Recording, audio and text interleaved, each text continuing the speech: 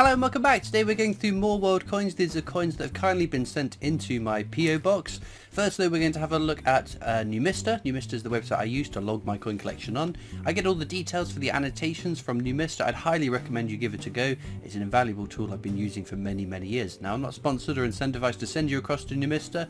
It's just that I found it so helpful over these many years that I keep banging on about it. So do give it a try, even if it's just to see the sort of world map of your coin collection.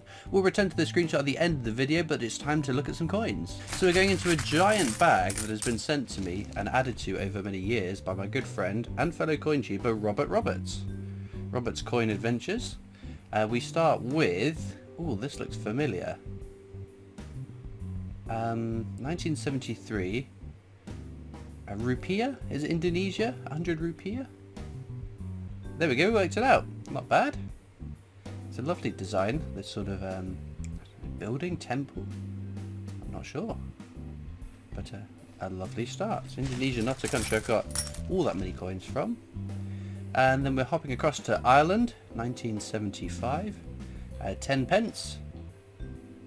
That's a bit like, I don't know what kind of fish this is, but we have our Atlantic salmon on the 50p now, so I know lots of people have drawn parallels between the Irish definitives of old and our new definitives in the UK. This time we're going to Greece with a 2 drachma, 1982 that looks like. It was a little bit grubby, but I was obviously seeing some action in circulation in use. I wonder what people were doing spending a 2 drachma coin on back in the 80s. That's something I always find fascinating. So you take a coin like this, oh there we go. It is a florin, an Irish florin, so 2 shilling. What's a florin? I don't know if you pronounce it differently. But in 1954, what would this buy you? I just don't know. Is that your weekly shop? Is that a deposit on a house? Or is that a handful of sweets? Especially when we look abroad at some of the higher denomination coins. Not a great example because that's a 1977 50 pence. Which obviously went a lot further in 1977 than they do today. Very cool. Back to Greece. They've got some lovely portraits on Greek coins. Very cool stuff. 10 drachmas. 1990. Very cool. Coin I have seen before, but there's a whole date run to have of them, all the different years that I'd ideally like to complete over time.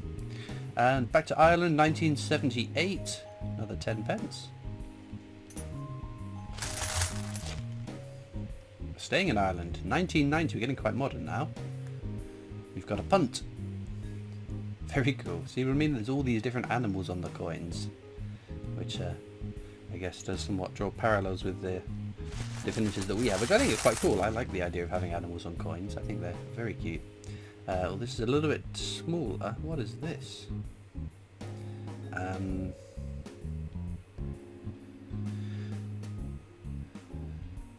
Ooh, I could have guessed like Eastern European at a push. Oh. Is this Bulgaria? 2 Stotinki, 1974. That is a bit of a shot in the dark because I'm not 100% on that one.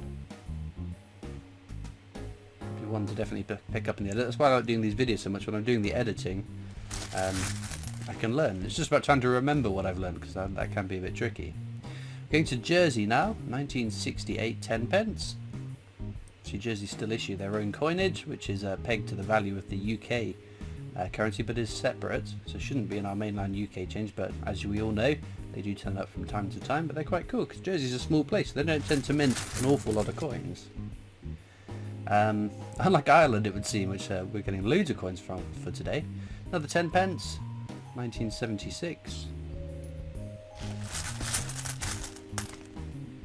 Now we're going to Spain, 5 pesetas. Now, look at the obverse, we have King Juan Carlos I, dated 1975, but with your Spanish coins, always check for this little star, the one underneath the 5 there, because that is a star dated coin.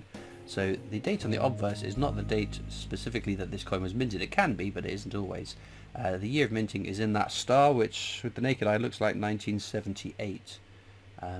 So this coin began its run in 1975, and this one was minted in 1978. Assuming I've read that correctly with my naked eye without a bit of magnification to clarify. Ooh, scalloped coin, very, very cool. So from Hong Kong, it's a fascinatingly shaped coin. I think that it's just that they're so different from UK coins or coins that I'm used to seeing. I think they're very, very pretty. 20 cents, 1998. Actually, this I've got no idea. Was this a lot of money? Was this not a lot of money? With these like with our coppers and in the UK nowadays, it just gets chucked into a pot because they're a pain in the backside to spend. Or is this buying you, I don't know, lunch? Fascinating, isn't it? I don't even know how you would go about finding that out, because you obviously can look at exchange rates, but the way inflation works, everything gets more expensive over time, so you'd have to then track it back to the 1990s Hong Kong as to what 20 pence would buy you then. Anyway, Isle of Man, when you like coins from the Isle of Man, they tend to be very, very pretty.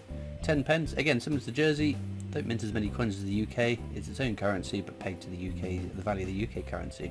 1976, super stuff.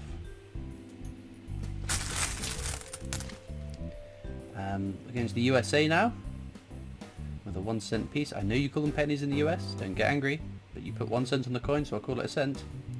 1994. No mint mark on it, so I guess that means it's Philadelphia, right? Back to Ireland. We must have had almost every Irish denomination, other than a penny. 1975 this one. 2 pence? 75. Yeah, that would be 2 pence. Cool stuff. It's a beautiful design, isn't it? Is it a oh, was it a peacock? I can't remember. Oh, we've got a modern euro coin. This one's from Portugal. The data are always a real pain to discern on this, because you can see Portugal around the edge. There we go. 2015, 2015. Very nice. 20 cent piece. Lovely, lovely stuff. There's a big old coin here. We have a portrait, a young portrait of the Queen, not the one that we used on UK coinage. This is Jersey. 1/12 of a shilling. Now I did actually read into this, it's 1964, as to why it's 1/12 of a shilling, because that seems a bit of a weird denomination, and it seems to hark back to they used to use French coins, and when they converted from French to English coins, or British coins I guess, that's how the penny was pegged to the UK penny, or something crazy like that. So and then later on they changed it to being a 1/12 of a shilling rather than, I think it was a 1/16 if memory serves. I might be wrong then, but I thought it was kind of interesting. A little nugget of information I happened upon only a few days ago, in fact. Right, the year 2000, Spanish. It's another euro coin, 5 cents this time.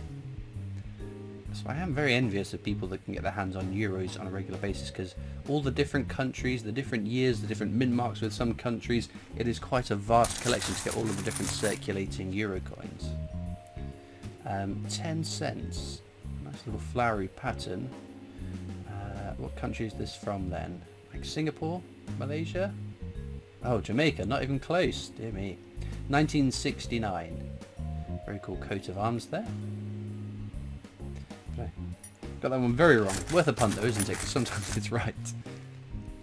This is a pre-Euro French coin. 20 centimes, 1973. We've got a dinky little coin here, and it's aluminium too. It's Polish, 10 grosz. 1978. Very nice. Not a country we've had today, so it adds a bit of variety, doesn't it? Then we're going to Germany, 1950. 1 Pfennig. Mint mark is J. J is the Hamburg mint mark, I think. I've got so much better with my German mint marks, and now I'm doubting myself because it's been a while since I had to think about it. But I think that is right. We'll do a couple more coins, starting off with another Irish florin. 1961. Very cool. Let's dig right into the corner of the bag and see what is lurking there. Oh, there we go. Well, an old penny, a pigeon. So I guess if we mix up the decimal and pre-decimal, we have had a nice range of the denominations, haven't we? 1965. Well, super stuff. Some fascinating coins having a look through those. So thank you very much to Robert for sending those, and do go and check out his YouTube channel as well. We'll have a look as usual at my new Mr. front page, see how the video has affected my collection. So there we go, all the coins from today. Because they've all come from one person, I feel like I'm allowed to pick a favourite. Oh, it's a tricky one. There's some really nice coins there. Some countries you don't see too often. Interesting shapes, interesting designs. Like on that Indonesian coin, I like that temple. But I think I'm going to give it to the Irish punt, the pound, or whatever, however it is you pronounce it. I'm not 100% sure on that. Yeah, it's a pretty cool coin, and I like the fact that we've had lots of different Irish denominations today. So hopefully helping out my collection somewhat. As ever, there is excuse me sneezing there. Do let me know in the comments what your favourite coin from today's video has been. It's always interesting to see what you guys like and why that is. Links as usual are in the description to my coin collecting Discord server if you want to come over and join that. There's also links to my other social media channels, the PO Box address if you want to write into me, and of course a link to the Britannia Coin Company's YouTube channel, the company I work for as my day job, so please go and check them out too. All it leaves me to do now is thank you so much for watching. I hope you've enjoyed, and I'll see you next time for more coins. Bye.